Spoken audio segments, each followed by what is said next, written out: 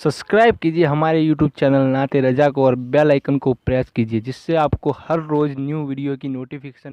Subscribe. सरकार बंदा नवाज के सुदराज के पीरो मुर्शिद ख्वाजा नसीरुद्दीन चिराग दहलवी रहमतुल्लाह अलैह, जब आपके पीरो मुर्शिद महबूब इलाही का विसाल हो गया तो आपने कहा कि हुजूर अब मैं दिल्ली से चले जाना चाहता हूँ, दिल्ली में नहीं रहना। तो हज़रत महबूब इलाही ने फरमाया नसीरुद्दीन मेरे बाद तो तुझे बहुत गम झेलने, तवज्जो फरमाई, बहुत गम झेलने हैं तुझे। और जब हज़रत महबूब इलाही का विसाल हो गया तो जालिम बादशाह ने हज़रत नसीरुद्दीन चिराग दहलवी और दिल्ली के सारे मशाइख और उलमा को, औलिया को जमा किया और कहा तुम लोग खानकाहों में बहुत आराम की जिंदगी गुजारते हो ना, आज के बाद तुम सबको मेरी नौकरी करनी होगी, सब बादशाह के नौकर बनेंगे। बहुत तुमने खानकाहों में आराम की जिंदगी गुजारी। सब ने अपने अपने तौर पे बादशाह की खिदमत कबूल कर ली। ख्वाजा नसीरुद्दीन चिराग दहलवी ने फरमाया फकीर तेरी नौकरी कबूल नहीं करेगा। तो जानते हो बादशाह ने क्या किया? ये जो गले की हड्डी है, जिसे सीने की हड्डी कहते हैं, ये हड्डी, इसमें उसने सुराख करवाए, सुराख करवा कर उसमें रस्सी डाली और रस्सी डाल करके हजरत नसीरुद्दीन चिराग दहलवी को लटका दिया। बुजुर्गान चिश्त कहते हैं, जो चिश्ती लोग हैं वो कभी किसी से बदला नहीं लेते, अलबत्ता उनके पीरों ने अपनी तलवार को नियाम से बाहर कर रखी है। चिश्ती लोग अपनी तलवार किसी पे चलाते नहीं है। जो कादरी लोग हैं, कादरियत, गौस पाक फरमाते हैं हम बदला लेने वाले लोग हैं। गौस पाक कहते हैं मेरे मुरीद घबराना नहीं, अगर तू कमजोर है तो क्या हुआ, मैं ताकतवर हूं। और अज़ूमुन कातिलुन इंदल क़िताली, मैं जो है वो कत्ल करने वाला हूं फरमाते हैं। तो हुजूर गौसुल आज़म दस्तगीर वहां बदला लेने का मामला है, हुसैनियत का मिजाज है वहां पर। और लेकिन चिश्तियों ने तलवार चलाना नहीं, सिर्फ तलवार बाहर कर रखी है। अब जो खामखा आकर उससे टकराता है वो कत्ल हो जाता है, ये खुद नहीं चलाते। इसीलिए गरीब नवाज से देखकर, गरीब नवाज से लेकर बंदा नवाज तक आप देखें, जितने चिश्ती है ये बहुत सब्र वाले लोग हैं। बस तलवार बाहर है, जो खुद से टकराएगा वो मरेगा, ये नहीं चलाएंगे। तो चिश्तियों की तलवार बाहर है, जो आके टकराएगा वो मरेगा। हजरत नसीरुद्दीन की हड्डियों में रस्सी डालकर उसमें सुराख करके लटका दिए गए।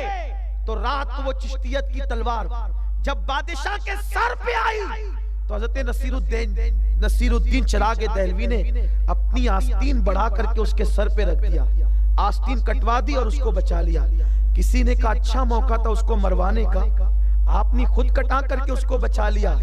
फरमाया अपनी जात के लिए बदला नहीं लेना, ये हमारा काम नहीं है, ये कुछ भी है लेकिन है मुसलमान, इसलिए अपनी जात के लिए किसी से दुश्मनी नहीं रखना, अदावत नहीं करना। उसके बाद आपने उसको बचा तो लिया। फिर बहुत दिन तक के जब ऐसे हालात गुजरे तो गैबी इशारे पर हजरत नसीरुद्दीन चिराग दहलवी ने बादशाह से कहा ठीक है, अगर तू कहता है तो मैं तेरी नौकरी कबूल करता हूं, बोल क्या ड्यूटी है। तो उसने कहा आप रोजाना अपने हाथों से मुझे कपड़े पहनाएंगे।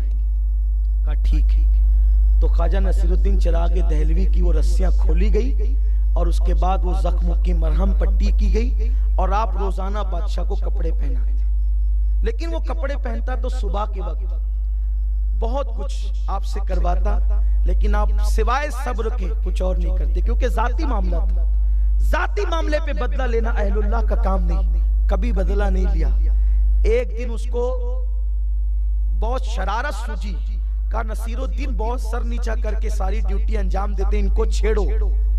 तो ऐन असर की नमाज के वक्त आके खड़ा हो गया, कहा मुझे कपड़े पहनवाओ, पहले कपड़ों का इंतजाम करो।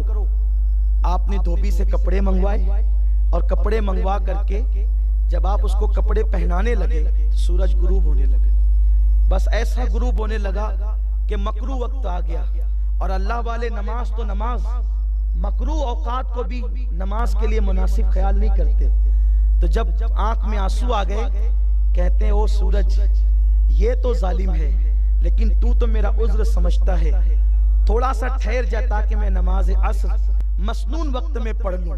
सूरज तो ठहर गया नसीरुद्दीन चिरागे दहलवी के कहने पर, लेकिन आपने कपड़े पहनाए और दिल में ख्याल आया अब अगर इसकी औकात न बताई गई तो ये हमारी नमाजों में खलल डालेगा। तो आप जब उसके बाजुओं के बटन बांध रहे थे तो बांधते हुए कहा, बांधे नसीरुद्दीन और खोले गस्साल, बांधे नसीरुद्दीन और खोले गस्साल। बस इतना कहा। उस दिन के बाद फिर कभी बादशाह ने कपड़े नहीं पहने, क्योंकि आपने जो बाजूबंद बांधे थे उसी दिन उसका इंतकाल हो गया और उसको खोला, मुर्दे की शक्ल में उसको जब नहलाने के लिए गस्साल ने तख्ते पर लिटाया तो उस वक्त तो खोला। ख्वाजा नसीरुद्दीन चिरागी दहलवी फरमाते हैं, अगर वो मेरी जात पर यूं ही हमला करता रहता तो नसीरुद्दीन कभी उसको बद्दुआ न देता।